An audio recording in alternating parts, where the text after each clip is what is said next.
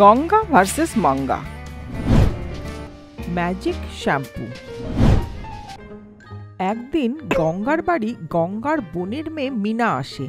মিনা এসেই গঙ্গার গলা ঝরিয়ে ধরে বলে, অনেক ধন্যবাদ মাসিমণি, তোমার দেওয়া ম্যাজিক্যাল শ্যাম্পুর জন্যই আমি মাথার চুল ফিরে পেলাম। অনেক অনেক ধন্যবাদ, আমি টাক মাথা নিয়ে বাইরেই বেরোতে পারছিলাম না। এইভাবে ও খুশি হয়ে গঙ্গাকে বলে। তাই শুনে গঙ্গা বলে, কেন রে, আমি কি বাইরের লোক? আমাকে ধন্যবাদ বলছিস? তুই আমার মেয়ের মতন, তোর জন্য আমি এতটুকু করতে পারবো না? এই সব কথা দরজার পিছনে দাঁড়িয়ে চুপ করে মঙ্গা শুনছিল আর মনে মনে ভাবে, কি এটা মিনা? এক সপ্তাহ আগে তো একদম টাকলে ছিল, এখন এত চুল কি করে হয়ে গেল? মনে হচ্ছে শাশুড়ি মার দেওয়া ম্যাজিক্যাল শ্যাম্পু খুব কাজে এসেছে। শ্যাম্পুর কথা গ্রামের লোক জানতে পারলে আরো ভিড় করে শ্যাম্পু কিনতে চলে আসবে। এইভাবে ও মনে ভাবতে থাকে। কিছুক্ষণ পর মঙ্গার মাথাতে একটা আইডিয়া আসে। মঙ্গা চিন্তা করতে থাকে, আমাদের গ্রামের অর্ধেক লোকের তো মাথায় টাক, আমি যদি এই ম্যাজিক্যাল শ্যাম্পু বিক্রি করি তাহলে অনেক রোজগার করতে পারবো। আগে গিয়ে সুজাতাকে একটু স্যাম্পল দিয়ে আসি, ওই সারা গ্রামের শ্যাম্পুর সম্বন্ধে প্রচার করে দেবে। বাহ বাহ মঙ্গা, তোর কি বুদ্ধি! এই ভেবে মঙ্গা চুপচাপ গঙ্গার বাক্স থেকে ওই ম্যাজিক্যাল শ্যাম্পু চুরি করে তার থেকে একটু বার করে সুজাতার কাছে যায়। সুজাতা ঘরে বসে কিছু ভাবছিল। সেই সময় মঙ্গা সুজাতার কাছে গিয়ে বলে, কি রে সুজাতা, কি হয়েছে, এত কি চিন্তা করছিস? এই শুনে সুজাতা কাঁদতে কাঁদতে বলে, মঙ্গা দেখ না, আমার কত চুল পড়ে যাচ্ছে, সব চুল পড়ে গেল। যখনই দেখি তখনই চিনি খাচ্ছিস, চিনি আর চিনি, এত চিনি খেলে চুল তো পড়বেই না। তখন সুজাতা অবাক হয়ে যায় আর বলে, আচ্ছা তাহলে একটা উইগ কিনে নি আমি। এই শুনে মঙ্গা অবাক হয়ে গিয়ে বলে, তুই উইগ লাগানোর জন্য রেডি, কিন্তু চিনি খাওয়া বন্ধ করতে পারবি না, তাই তো? আমার কাছে একটা ম্যাজিক্যাল শ্যাম্পু আছে, তুই যদি সেটা ব্যবহার করিস তাহলে যতই চিনি খাস না কেন চুল পড়বে না, আর উইগ লাগানোর দরকারও নেই। এই কথা শুনেই সুজাতা খুব খুশি হয়ে যায় আর উৎফুল্ল হয়ে বলে, কি কি বললি মঙ্গা, সত্যি বলছিস? তখন মঙ্গা নিজের ব্যাগ থেকে ওই ম্যাজিক্যাল শ্যাম্পু একটু বার করে সুজাতাকে একটা শিশিতে ঢেলে দেয়। পরের দিন সুজাতার চুল পড়া একটু কম হয়। তখনও মঙ্গার কাছে এসে আবার বলে, হ্যাঁ রে মঙ্গা, দেখ আমার চুল কিরকম চকচক করছে, এইসব তোর ম্যাজিক্যাল শ্যাম্পুর জন্যই করছে, আমাকে আরেকটু দে না, চাইলে আমি তোকে 1 কেজি চিনি দেব। চিনি তুই ভালোবাসিস, আমি কিন্তু টাকা ভালোবাসি, টাকা নিয়ে আয় আর শ্যাম্পু নিয়ে যা, আর তার সাথে সারা গ্রামবাসীকে বলতেও ভুলিস না, যত লোক আমার কাছে কিনতে আসবে তত কেজি চিনি দেব তোকে। সুজাতাও হ্যাঁ বলে চলে যায়।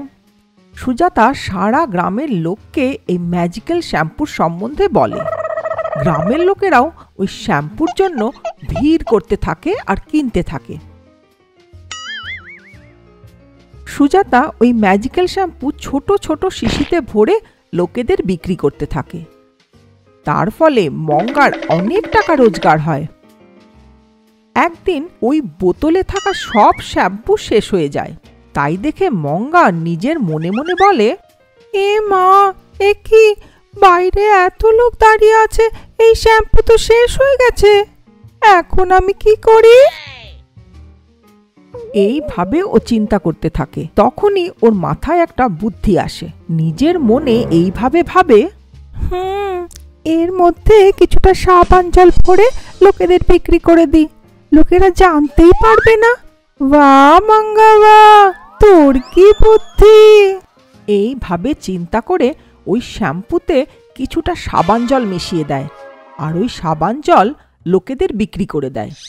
ওই শ্যাম্পুতে সাবান জল মেশানোর জন্য ম্যাজিক্যাল শ্যাম্পু ব্যবহার করা লোকেদের চুল যা এতদিন বাড়ছিল এখন পড়তে থাকে। সেই জন্য টাক পড়ে যাওয়া সব লোক মঙ্গার বাড়ি পৌঁছে যায়। মঙ্গা ওদের সবাইকে দেখে ভয় পেয়ে যায়। সবাইকে বলে, কি ব্যাপার, আপনারা সবাইকে তিরুপতি থেকে ফিরছেন? সবার মাথায় এরকম টাক কেন? এইভাবে জিজ্ঞাসা করে। তখন তাদের মধ্যে একটা লোক বলে, আমি তিরুপতি যাইনি, এই সব তোর এই শ্যাম্পুর জন্য হয়েছে। আমার একটু আধটু চুলও পড়ে গেল।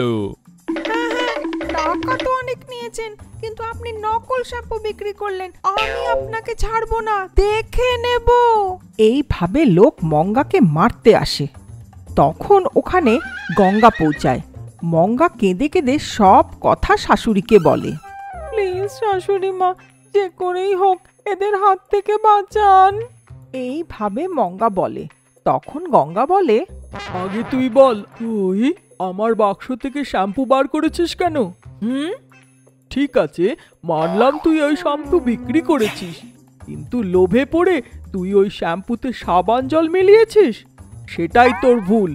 ওই ম্যাজিক্যাল শ্যাম্পুতে সাবান জল মিলালে রিয়াকশন হয়, যার ফলে বাকি চুলও পড়ে যায়। তুই আর তোর লোভ, ছি! এইভাবে গঙ্গা মঙ্গাকে বকে।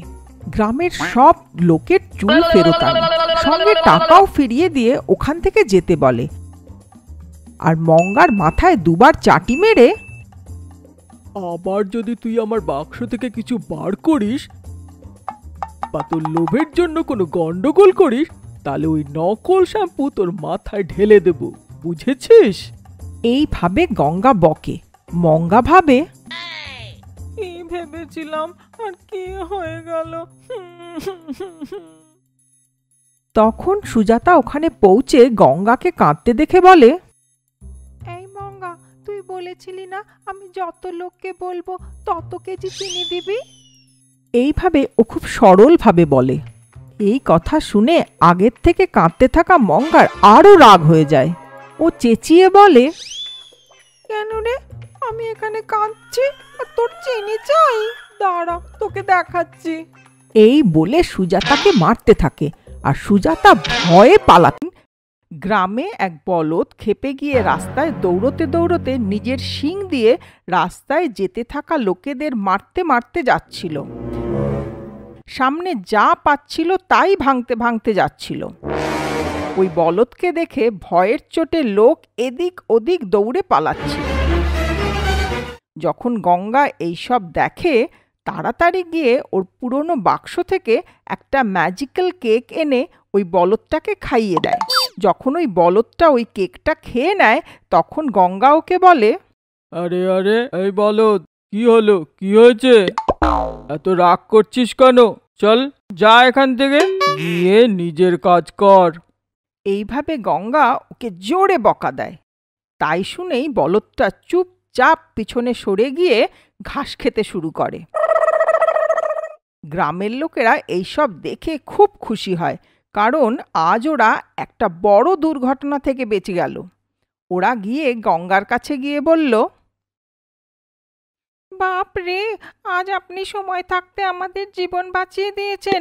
সত্যি আপনি আমাদের কাছে ভগবান। এই বলে গ্রামবাসী হাত জোর করে গঙ্গাকে প্রণাম করে। এইসব চুপচাপ দাঁড়িয়ে দেখছিল মঙ্গা। গঙ্গার ঘরে ফেরার পরই জিজ্ঞাসা করে, একটা কথা বলুন শাশুড়ি মা, ওই বলদটা এত রেগে গেছিল, কিন্তু আপনার বকার পরই আপনার কথা কি করে মেনে নেয়? ও জিজ্ঞাসা করে।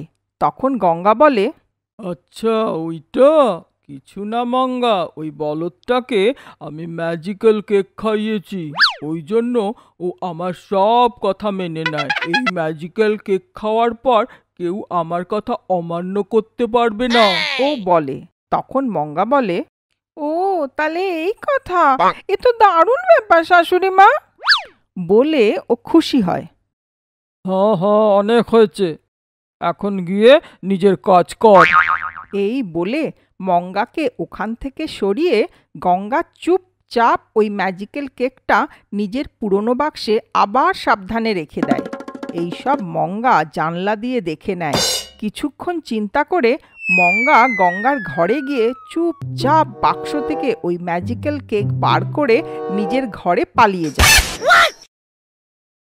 ওই ম্যাজিক্যাল কেক দেখে মঙ্গা মনে ভাবে, কি সত্যি সত্যি এটা ম্যাজিক্যাল কেক, এটা খাওয়া প্রত্যেকটা লোক আমার কথা মেনে নেবে। আচ্ছা, তাহলে একবার ট্রাই করে দেখতে হয়। প্রথমে কার উপর ট্রাই করব? হ্যাঁ, সুজাতার উপরে ট্রাই করি। ও আমাকে 1 চামচ চিনিও দেয় না। এই ম্যাজিক কেক খাওয়ার পর দেখি ও আমার কথা মেনে নেয় কিনা। মনে মনে এই ভেবে সুজাতার কাছে যায়। সুজাতার কাছে গিয়ে ওকে ম্যাজিক্যাল কেক খাইয়ে এইভাবে বলে, শোন সুজাতা, তুই গিয়ে আমার জন্য 2 কেজি চিনি নিয়ে আয় তো। মঙ্গা চাইতেই সুজাতা ভিতরে গিয়ে 2 কেজি চিনি নিয়ে এসে দিয়ে দেয়।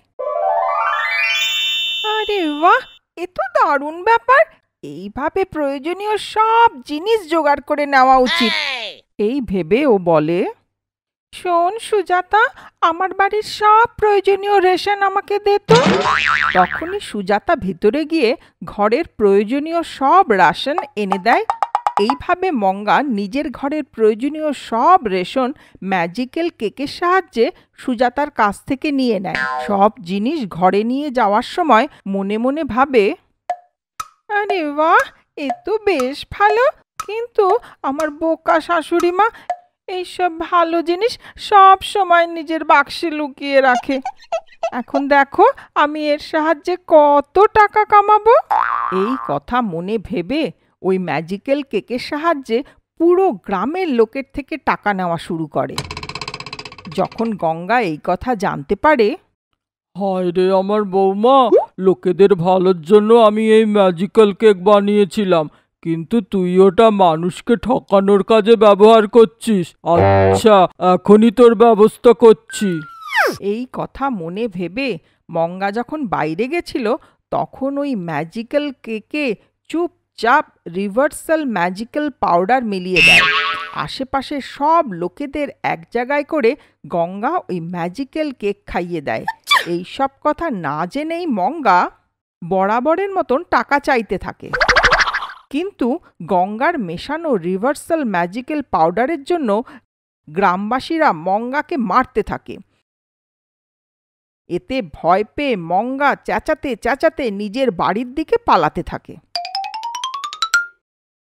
ওরে বাবা রে, আমার মেরো না গো, আমাকে মারছো কেন?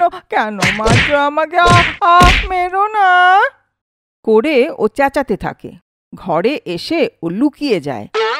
এই দেখে গঙ্গা কিছুই জানে না এই ভাব করে মঙ্গাকে জিজ্ঞাসা করে, কি হয়েছে তোর? এইভাবে ভয় পাচ্ছিস কেন? তখন মঙ্গা ভয়ে ভয়ে সব কথা শাশুড়িকে বলে। তখন গঙ্গা বলে, হ্যাঁ হ্যাঁ, এইসব তো আমি আগে থেকেই জানি। আমি চাইছিলাম তুই এইসব কথা নিজের মুখে বল।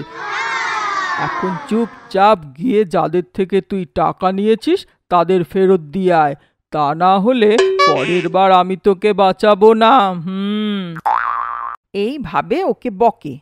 আর কোনো উপায় না পেয়ে মঙ্গা যাদের থেকে টাকা আর রেশন নিয়েছিল তাদের সবাইকে সব কিছু ফেরত দিয়ে দেয়। আমি যাই করি এই বুড়ি শাশুড়ি জানতে পেরে যায়। চলো, ভালো হয়েছে এই বুড়ি আমাকে দিয়ে সবাইকে কেক খাওয়ায়নি। বাপ রে, ভালো হয় যদি আমি ওই কেক কোনো দিনও না খাই। এইভাবে মঙ্গা মনে মনে ঠিক করে নেয়। গঙ্গা চশমা পরে স্টাইল করে ঘরে ফিরছিল। গঙ্গা দেখল বুড়ির হিরোইন হওয়ার ইচ্ছা। এখন এনাকে এই বয়সে চশমা পরার দরকার পড়ে গেল। সে মনে মনে ভাবল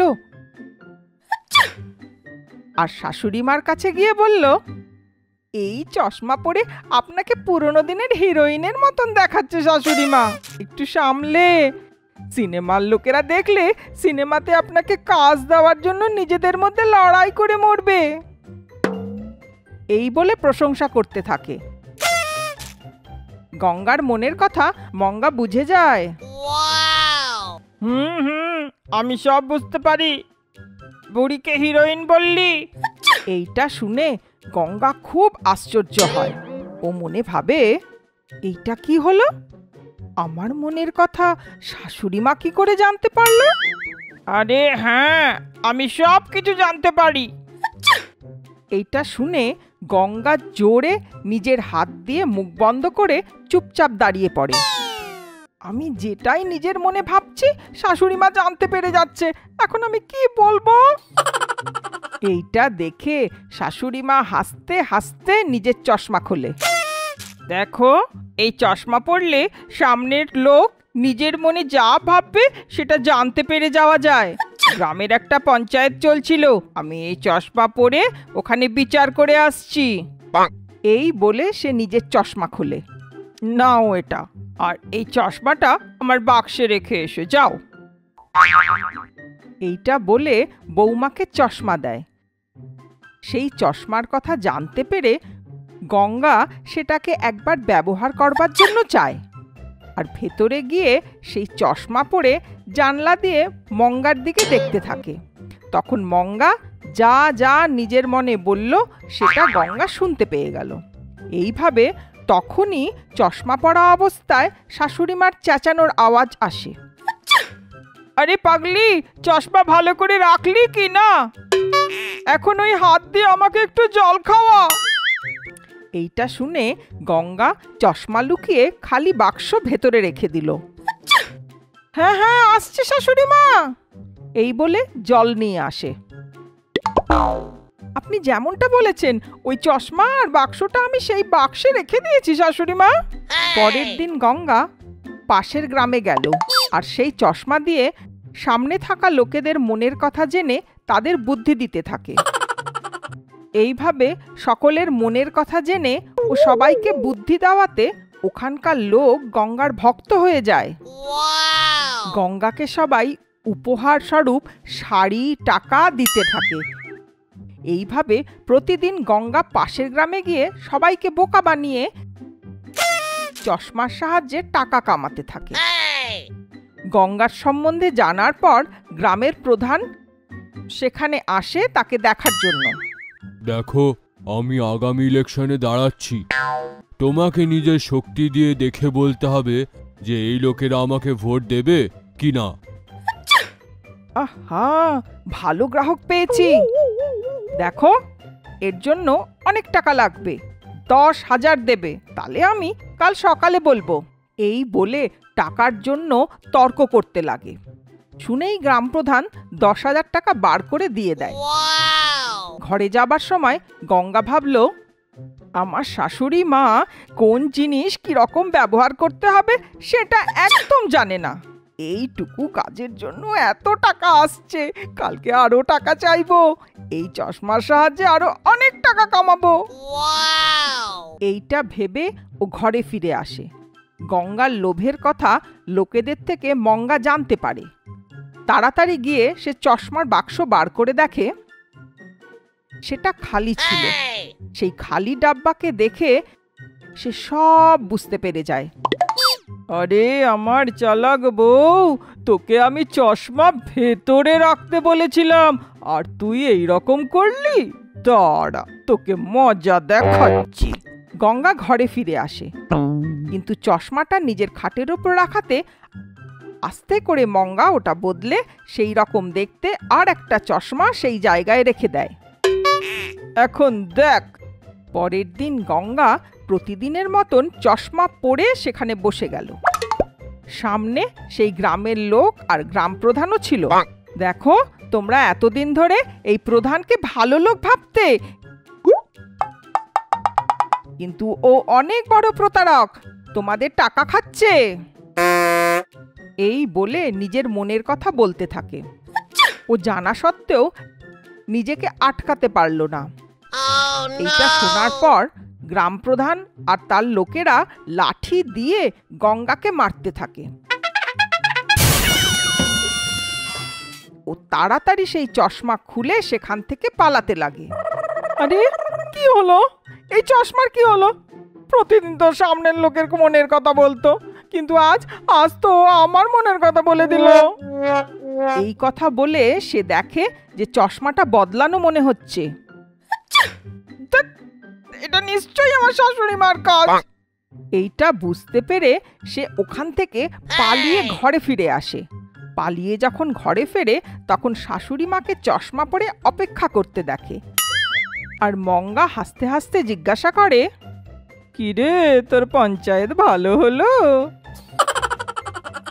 শাশুড়ি মাকে চশমা পরে দেখে গঙ্গা কিছু বলতে পারল না। চুপচাপ নিজের মুখ বন্ধ করে রাগে মঙ্গার দিকে দেখতে দেখতে শুধু দাঁড়িয়ে থাকলো।